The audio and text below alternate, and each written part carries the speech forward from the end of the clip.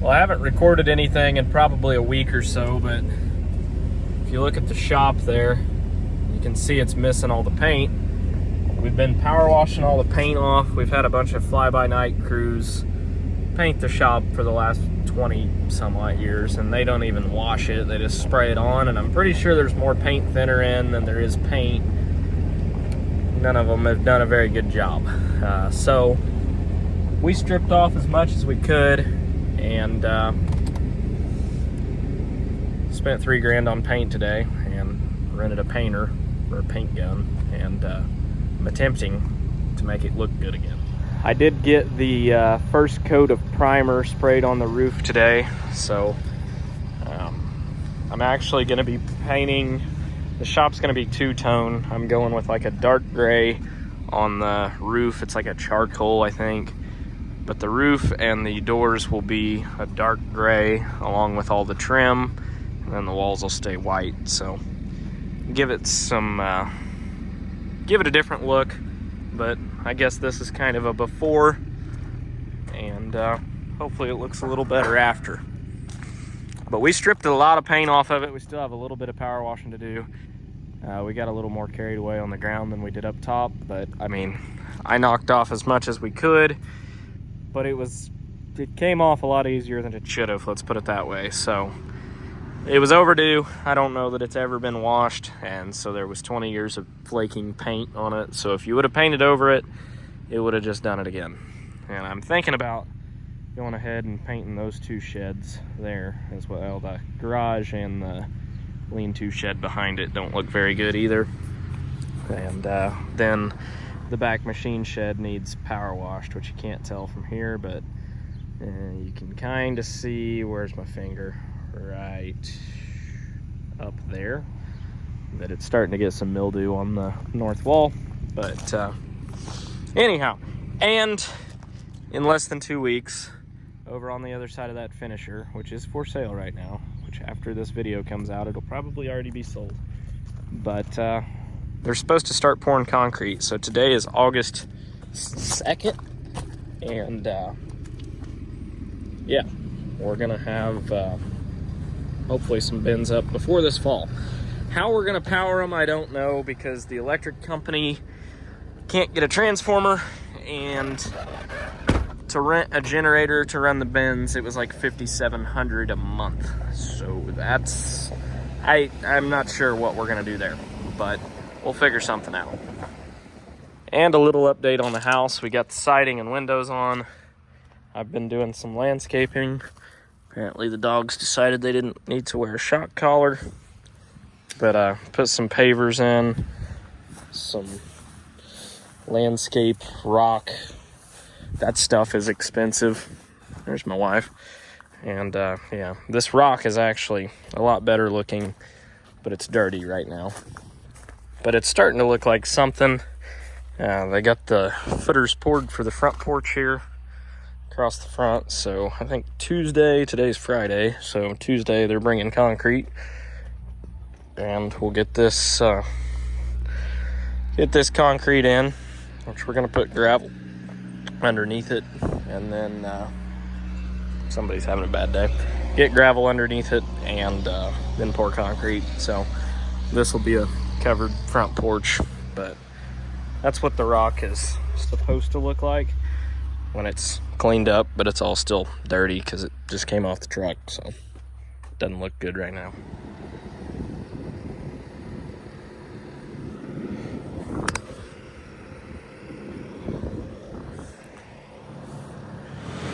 Back to painting. We got charcoal doors and charcoal trim, which I'm gonna have to come back with some new pieces. That's before and that's after, so it's looking a lot better. Just painting away. Another load of equipment leaving the farm. I've decided to put a bunch of stuff on big iron because I had too much equipment laying around taking up shed space, because I hate letting stuff sit outside, and I had too much stuff sitting in. It was just taking up shed space, and I don't use it, so I put a bunch of stuff on big iron. It brought what it brought. It didn't bring as much as I would have liked, but I've got some money in my pocket and more shed space, so I guess I'll live with it. Well, this is going to be a nice setup this fall. 9230 on the grain cart. Ought to be a pretty good match for it. The lighting in here is pretty crappy, but when it was sitting up at my house hooked up in the daylight, it looked pretty good. The paint's pretty bad on this tractor. It's not awful, but it's not great. Would like to maybe try my hand with a paint gun at it, but that ought to be a pretty good match. 850 bushel cart, and this tractor should match up fairly well. But I've got a new wiring harness for this. The lights on it don't work at all, so I bought a new harness for that. So I'm gonna run some wires for that, get that together, and see if it works. Next up, we're using the Google because I have no idea how this is supposed to go together color-coded wise, so I looked it up. Now ignore the two-tone bird shit red under-earth paint job on this thing, but I'm going to go out on a limb and assume that since this light's full of water, it does not work anymore. So, got one of the handy-dandy Amazon specials to slap on here, and some good old heat shrink connectors. I'm pretty sure this thing is just ground into this bolt. I brought everything I needed up here except a new eyelet for this, which I'm gonna try and reuse, but I doubt I'm not gonna be able to reuse that. So we'll just go ahead and cut that.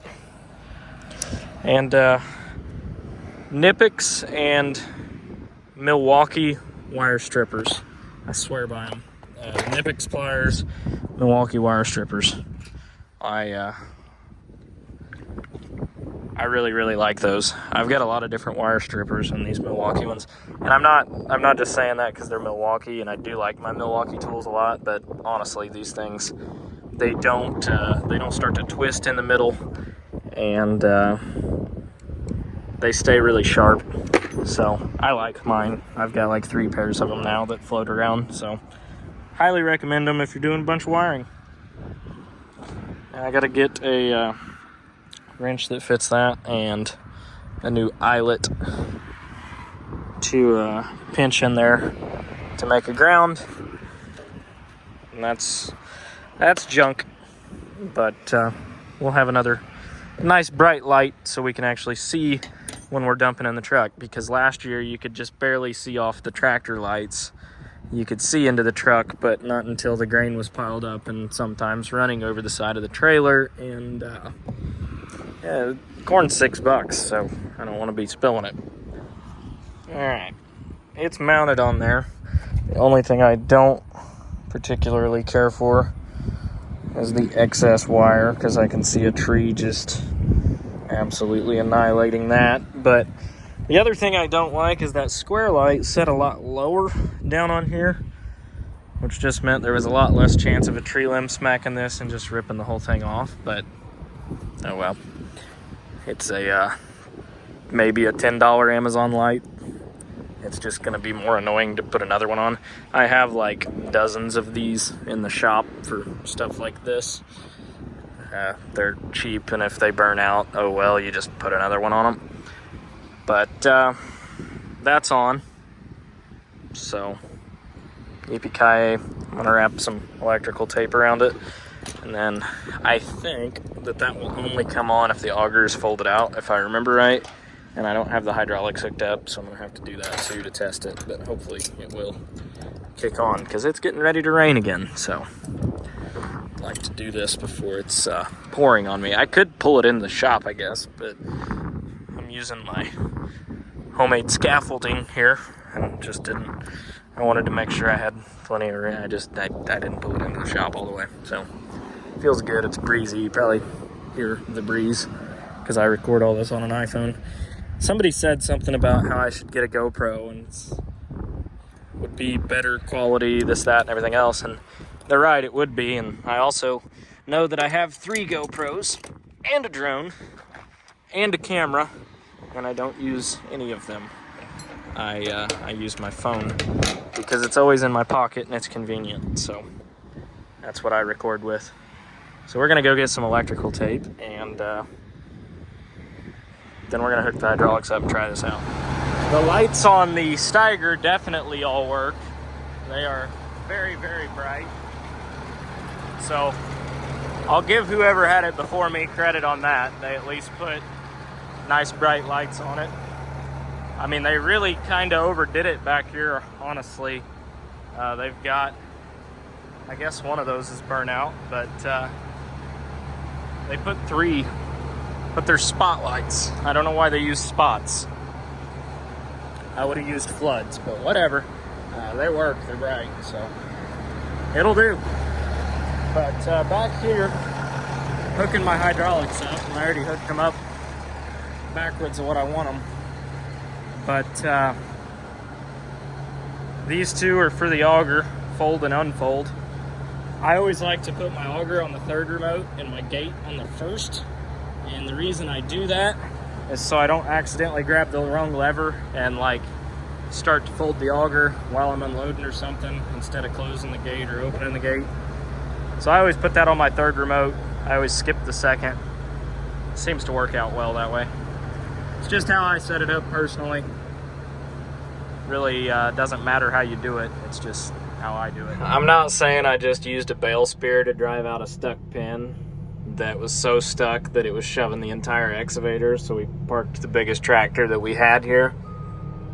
All I'm saying is that the bucket's not on the stupid thing anymore, and it worked. And we still have 2 bale spears that are mostly intact, slightly bent, but it worked. Gave up on the sledgehammer a long time ago.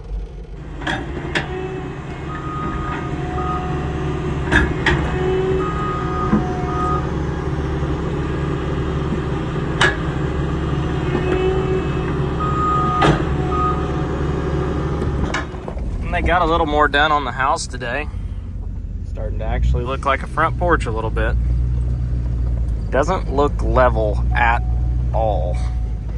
Not even a little.